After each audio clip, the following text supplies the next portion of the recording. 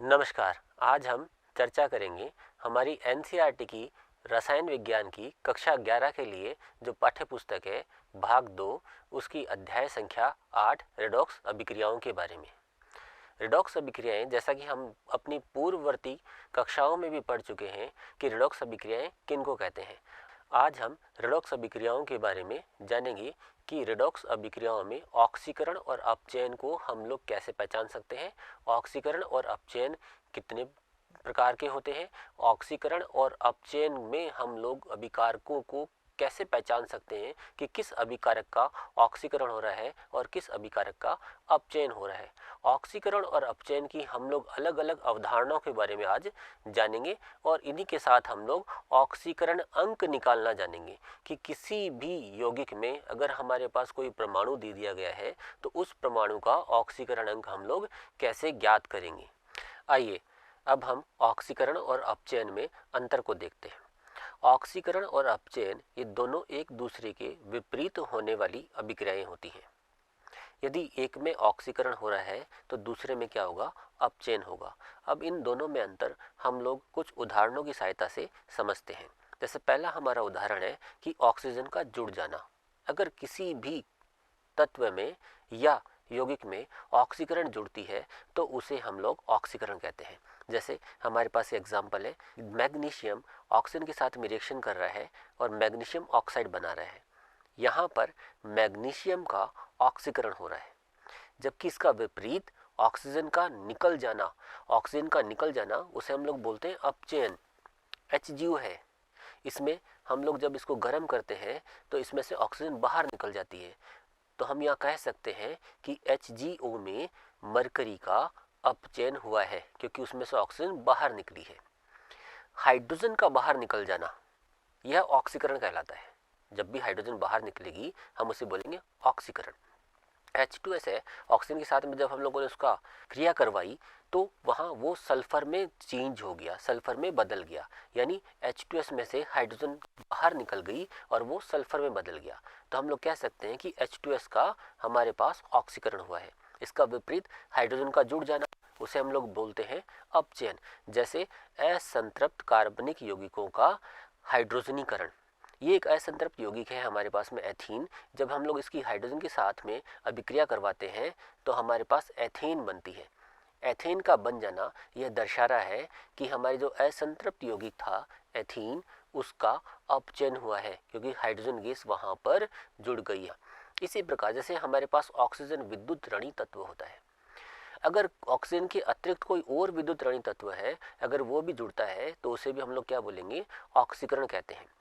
Magnesium fluorine के साथ जो सर्वाधिक विद्युत ऋणी तत्व होता है, जब उसके साथ जुड़ जाता है तो हम लोग कहते हैं कि मैग्नीशियम का ऑक्सीकरण हुआ है, मैग्नीशियम ऑक्सीकृत हो गया है। इसके विपरीत यदि कोई विद्युत ऋणात्मक तत्व है जो बाहर निकलता है तो उसे हम लोग बोलेंगे अपचयन। जैसे फेरिक क्लोराइड में से क्लोरीन का बाहर निकल जाना, क्या हो गया, हमारे पास में अपचयन हो गया है, फेरिक क्लोराइड का अपचयन हुआ है। इसी प्रकार किसी विद्युत धनात्मक तत्व का बाहर निकल जाना ऑक्सीकरण कहलाता है। जैसे हमारे पास एग्जाम्पल है पोटेशियम हेक्सासाइनो फेरेट सेकेंड, इसमें से पोटेशियम बाहर निकल गया है, इस पोटेशियम का बाहर निकल जाना ही ऑक्सीकरण कहलाता है। इसके विपरीत किसी विद्युत धनात्मक तत्व का जुड़ जाना अपचयन कहलाता है। जैसे मरकरी क्लोराइड है, उसकी अभिक्रिया हम लोग टिन क्लोराइड के साथ करवा रहे हैं तो वो बदल गया है हमारे पास में Hg2Cl2, मर्क्यूरस क्लोराइड में बदल गया है। यहाँ पर हमारे पास क्या हुआ है कि मरकरी का योग हो गया है। मरकरी क्या है, विद्युत धनात्मक तत्व है, विद्युत धनात्मक तत्व का जुड़ जाना अपचयन कहलाता है। इसी प्रकार क्या होता है कि ऑक्सीकरण और अपचयन जो अभिक्रियाएं हैं वो दोनों हमेशा एक साथ होती हैं। अब ऑक्सीकरण और अपचयन में हम लोग अंतर इस उदाहरण की सहायता से अच्छी तरह से समझने का प्रयास करेंगे। अब कोई अभिक्रिया है, इसमें हमें पहचान करनी है कि किसका ऑक्सीकरण हुआ है और किसका अपचयन हुआ है।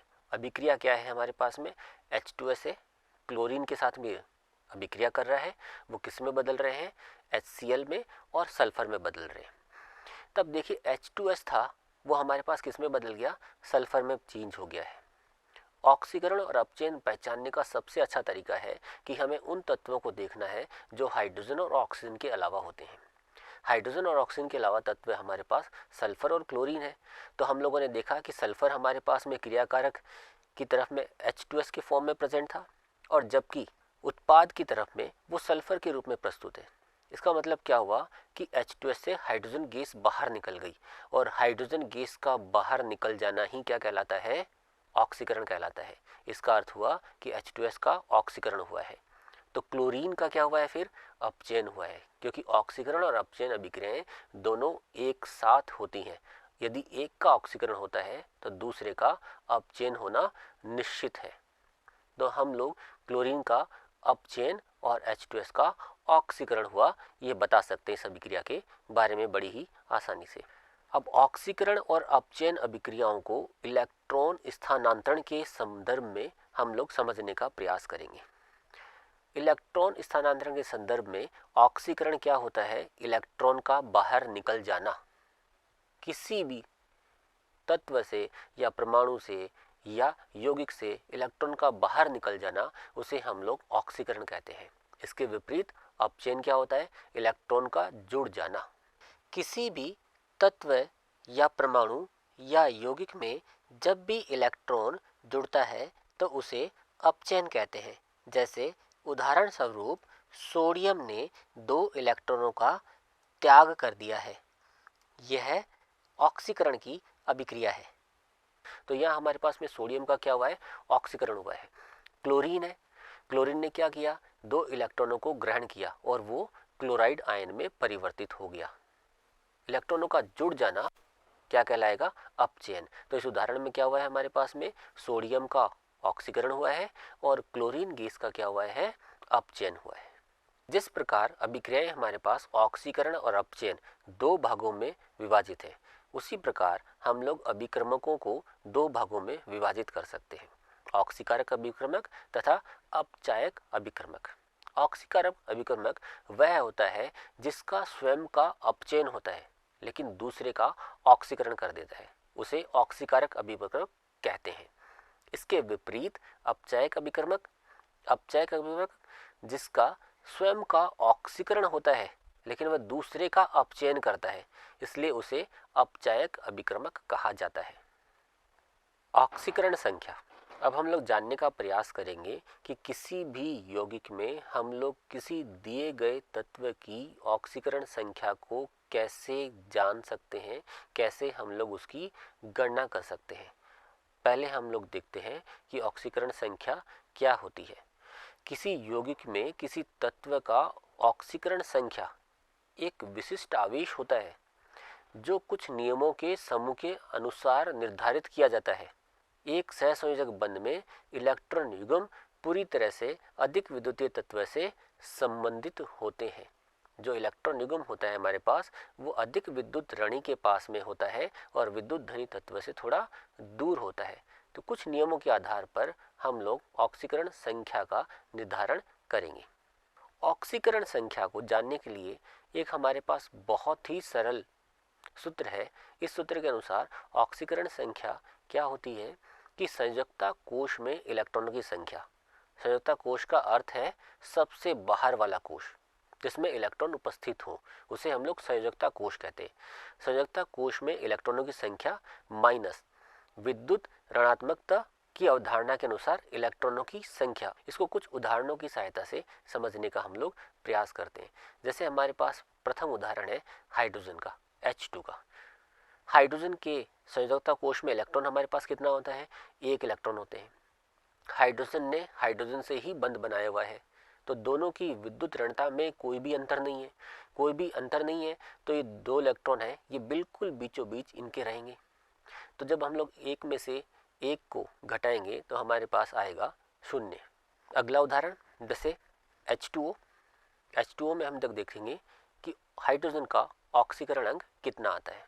हाइड्रोजन के संयोजकता कोश में इलेक्ट्रॉनों की संख्या होती है 1 इलेक्ट्रॉन उपस्थित है। जब हाइड्रोजन और ऑक्सीजन के बीच में एकल बंध बना हुआ है, हाइड्रोजन और ऑक्सीजन इन दोनों की अपेक्षा ऑक्सीजन की विद्युत ऋणात्मकता अधिक होने के कारण बंध के इलेक्ट्रॉन ऑक्सीजन के पास होते हैं और हाइड्रोजन से दूर होते हैं। इसलिए हम लोगों ने एक में से शून्य को घटा दिया है। जब हम लोग एक में से शून्य को घटाएंगे तो हमारे पास उत्तर आता है 1। हाइड्रोजन का ऑक्सीकरण अंक हमारे पास यहाँ पर 1 है। अगला उदाहरण हमारे पास में BeH2 बेरिलियम हाइड्राइड। हाइड्रोजन के संयुक्ता कोश में इलेक्ट्रॉनों की संख्या हमारे पास में 1। बेरिलियम और हाइड्रोजन इन दोनों को जब हम लोग देखते हैं तो हाइड्रोजन की विद्युत ऋणात्मकता बेरिलियम से अधिक होती है, इसलिए इस संयुक्ता कोश के इलेक्ट्रॉन हाइड्रोजन के अधिक पास होंगे। एक बंध में 2 इलेक्ट्रॉन है। एक बंध में 2 इलेक्ट्रॉन होने से हम लोग एक में से 2 को घटाएंगे। जब हम लोग एक में से 2 को घटाते हैं तो हमारे पास उत्तर आता है -1, अर्थात यहाँ पर हाइड्रोजन का ऑक्सीकरण संख्या -1 है। तो 3 उदाहरण हम लोगों ने देखे जहाँ पर हाइड्रोजन का ऑक्सीकरण अंक शून्य भी है, धनात्मक भी है तथा ऋणात्मक भी है। एक यौगिक या आयन में ये याद रखना आसान नहीं है कि कौन सा तत्व दूसरे की तुलना में अधिक विद्युत धनी है या ऋणी है। इसलिए एक यौगिक या आयन में किसी तत्व की ऑक्सीकरण संख्या को निर्धारित करने के लिए कुछ नियमों को तैयार किया गया है। उन नियमों के आधार पर हम लोग किसी तत्व की ऑक्सीकरण संख्या को ज्ञात करते हैं।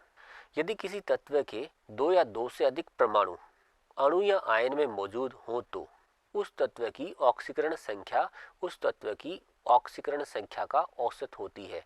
जैसे हमारे पास इस एग्जाम्पल में क्या है, 2 सल्फर के परमाणु उपस्थित है। यदि हम लोग नियमों के आधार पर सल्फर का ऑक्सीकरण संख्या निकालते हैं तो वह औसत आएगी। दोनों सल्फर परमाणुओं की औसत ऑक्सीकरण संख्या होती है। दूसरा एग्जाम्पल जैसे डाइक्रोमेट आयन है। डाइक्रोमेट आयन में क्रोमियम परमाणु है, उसकी औसत ऑक्सीकरण संख्या निकल करके हमारे पास में आती है। ऑक्सीकरण संख्या की गणना के लिए अब हम लोग नियमों की चर्चा करते हैं।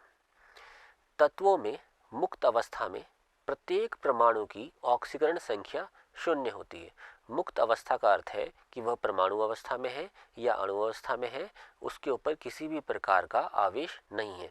जैसे हाइड्रोजन अणु, ऑक्सीजन अणु, क्लोरीन अणु, ऑक्सीजन तत्व ओजोन गैस के रूप में, फास्फोरस तत्व P4 अणु के रूप में, सल्फर तत्व S8 अणु के रूप में, सोडियम, मैग्नीशियम, एल्यूमिनियम ये धातुएं होती हैं और ये परमाणु अवस्था में उपस्थित होती हैं। तो इस अवस्था में इन सभी की ऑक्सीकरण संख्या 0 मानी जाती है। एक परमाणु आयन के लिए ऑक्सीकरण संख्या आयन पर आवेश के बराबर होती है। परमाणु पर जितना आवेश होता है वही उसकी ऑक्सीकरण संख्या होती है। जैसे Na+ आयन, सोडियम आयन की ऑक्सीकरण संख्या +1 है। मैग्नीशियम आयन की ऑक्सीकरण संख्या +2 है। Fe3 आयन की ऑक्सीकरण संख्या +3 है।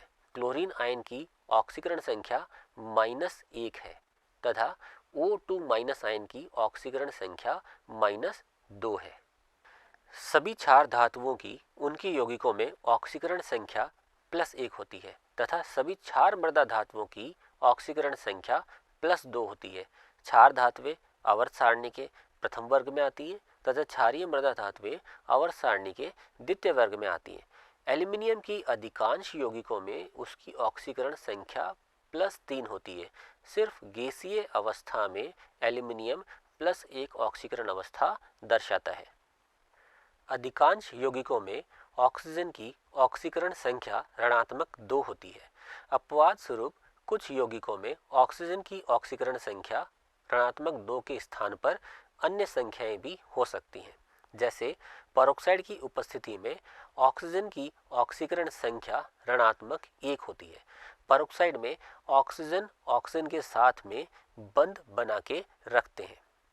सुपर ऑक्साइड की स्थिति में प्रत्येक ऑक्सीजन परमाणु की ऑक्सीकरण संख्या ऋणात्मक 1/2 होती है, यानी ऋणात्मक 0.5 ऑक्सीकरण संख्या होती है। जब ऑक्सीजन फ्लोरीन के साथ में बंध बना के रखती है तब ऑक्सीजन की ऑक्सीकरण संख्या हमेशा धनात्मक होती है, क्योंकि फ्लोरीन सर्वाधिक विद्युत ऋणी तत्व होता है। ऑक्सीजन डाइफ्लोराइड में ऑक्सीजन की ऑक्सीकरण संख्या धनात्मक 2 होती है, जबकि डाइऑक्सीजन डाइफ्लोराइड में ऑक्सीजन की ऑक्सीकरण संख्या धनात्मक 1 होती है। हाइड्रोजन की ऑक्सीकरण संख्या धनात्मक 1 होती है। जब हाइड्रोजन धातुओं के साथ हाइड्राइड के रूप में बंध बना के रहती है तो उसकी ऑक्सीकरण संख्या ऋणात्मक 1 होती है। जैसे lithium hydride, sodium hydride, calcium hydride, इस स्थिति में इनकी ऑक्सीकरण संख्या ऋणात्मक 1 होती है। फ्लोरीन की सभी यौगिकों में ऋणात्मक 1 ऑक्सीकरण संख्या होती है। अन्य हैलोजन जैसे क्लोरीन, ब्रोमीन और आयोडीन की ऑक्सीकरण संख्या ऋणात्मक तथा धनात्मक दोनों हो सकती है। वो निर्भर करता है कि उन्होंने बंध किसके साथ बनाया हुआ है। किसी यौगिक में सभी परमाणुओं की ऑक्सीकरण संख्याओं का बीजगणितीय योग हमेशा 0 होता है। बहुपरमाणुक आयन में आयन के परमाणुओं की सभी ऑक्सीकरण संख्याओं का बीजगणितीय योग हमेशा आयन पर उपस्थित आवेश के बराबर होता है। जैसे कार्बोनेट आयन में कार्बोनेट आयन पर ऋणात्मक 2 आवेश होता है, अर्थात कार्बन तथा ऑक्सीजन की ऑक्सीकरण संख्याओं का बीजगणितीय योग ऋणात्मक 2 होना चाहिए। ऑक्सीकरण संख्या के परिवर्तन के संदर्भ में ऑक्सीकरण और अपचयन की परिभाषाएं। यदि किसी तत्व में ऑक्सीकरण संख्या में वृद्धि हो रही है तो हम कहते हैं कि उस तत्व का ऑक्सीकरण हो रहा है। यदि किसी तत्व की ऑक्सीकरण संख्या में कमी हो रही है तो हम कहते हैं कि उस तत्व का अपचयन हो रहा है। अतः रेडॉक्स अभिक्रियाएं वह अभिक्रियाएं होती हैं जिनमें तत्वों की ऑक्सीकरण संख्याओं में परिवर्तन होता है। आइए कुछ उदाहरणों की सहायता से हम लोग ऑक्सीकरण अंक निकालना देखते हैं। जैसे कि पोटेशियम डाइक्रोमेट K2Cr2O7 में हमें क्रोमियम का ऑक्सीकरण अंक निकालना है। पोटेशियम जो कि वर्ग संख्या 1 का तत्व है, उसका ऑक्सीकरण अंक धनात्मक 1 होता है। तो 2 + 1 से हम लोग उसको मल्टीप्लाई कर देंगे। क्रोमियम जिसका ऑक्सीकरण अंक हमें निकालना है, मान लिया कि उसका ऑक्सीकरण अंक है x, तो 2 क्रोमियम उपस्थित है इसलिए 2x। 7 हमारे पास में ऑक्सीजन प्रेजेंट है, ऑक्सीजन का ऑक्सीकरण अंक -2 होता है इसलिए 7 × -2। क्रोमियम पोटेशियम डाइक्रोमेट एक हमारे पास में उदासीन यौगिक है, इसलिए इन सब परमाणुओं का ऑक्सीकरण अंक का बीजगणितीय योग 0 होगा। अगर इस समीकरण को हम लोग सरल करते हैं तो हम लोग प्राप्त करते हैं कि हमारे पास क्रोमियम का ऑक्सीकरण अंक धनात्मक 6 आता है। नेक्स्ट एग्जांपल हम लोग देखते हैं। सल्फ्यूरिक अम्ल में सल्फर का ऑक्सीकरण अंक ज्ञात करना है। मान लिया कि सल्फर का ऑक्सीकरण अंक x है, 2 हाइड्रोजन है, हाइड्रोजन का ऑक्सीकरण अंक धनात्मक 1 होता है, 4 ऑक्सीजन है, ऑक्सीजन का ऑक्सीकरण अंक ऋणात्मक 2 होता है। इन सब का बीजगणितीय योग 0 होगा। इस समीकरण को हम लोग x के लिए सरल करते हैं तो x का मान हमें धनात्मक 6 प्राप्त होता है, अर्थात सल्फर का ऑक्सीकरण अंक धनात्मक 6 है। अब एक विशेष उदाहरण हम लोग देखते हैं जहां पर कि हमारे पास उदाहरण है Fe3O4। इसमें हमें आयरन का ऑक्सीकरण अंक निकालना है। आयरन के 3 परमाणु उपस्थित हैं। मान लिया कि आयरन का ऑक्सीकरण अंक x है, तो 3x।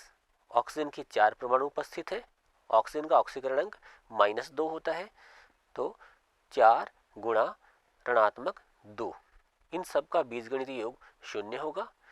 इस समीकरण को x के लिए जब हम सरल करते हैं तो हम पाते हैं कि x का मान धनात्मक 8/3 है, यानी हमें ऑक्सीकरण अंक यहाँ भिन्नात्मक रूप से प्राप्त हो रहा है। भिन्नात्मक रूप से जब भी ऑक्सीकरण अंक प्राप्त हो तो हमें यह समझना चाहिए कि यहाँ पर आयरन अलग अलग प्रकार की ऑक्सीकरण अवस्थाओं में उपस्थित होता है। Fe3O4 की वास्तविक संरचना इस प्रकार होती है। वह Fe2O3 तथा FeO के रूप में उपस्थित होता है। जब हम इस यौगिक में आयरन की अलग अलग ऑक्सीकरण अवस्था निकालते हैं तो देखते हैं कि Fe2O3 में हमारे पास आयरन का ऑक्सीकरण अंक धनात्मक 3 प्राप्त होता है, जबकि FeO में हमारे पास में आयरन का ऑक्सीकरण अंक धनात्मक 2 प्राप्त होता है। यहाँ पर इस उदाहरण में आयरन हमारे पास दो तरह की ऑक्सीकरण अवस्थाओं में उपस्थित है, धनात्मक 2 तथा धनात्मक 3। जब हम लोग तीनों परमाणुओं की ऑक्सीकरण अवस्था को एक साथ निकालते हैं तो हमें औसत ऑक्सीकरण संख्या प्राप्त होती है। वह औसत ऑक्सीकरण संख्या भिन्नात्मक रूप से भी प्राप्त हो सकती है, जैसे इस उदाहरण में हमें प्राप्त हुई। आज हमने रेडॉक्स अभिक्रियाओं के अध्याय में ऑक्सीकरण तथा अपचयन में अंतर को जाना, जिसके लिए हम लोगों ने विभिन्न परिभाषाओं का प्रयोग करके देखा कि ऑक्सीकरण और अपचयन में क्या क्या अंतर होते हैं, तथा हमने ऑक्सीकरण अंक निकालना सीखा। विभिन्न उदाहरणों की सहायता से हम लोगों ने देखा कि ऑक्सीकरण अंक किसी दिए गए यौगिक में किसी तत्व का किस प्रकार से निकाला जा सकता है। इस अध्याय के अगले भाग में हम लोग ऑक्सीकरण तथा अपचयन अभिक्रियाओं को किस प्रकार संतुलित किया जाता है उसके बारे में चर्चा करेंगे। धन्यवाद।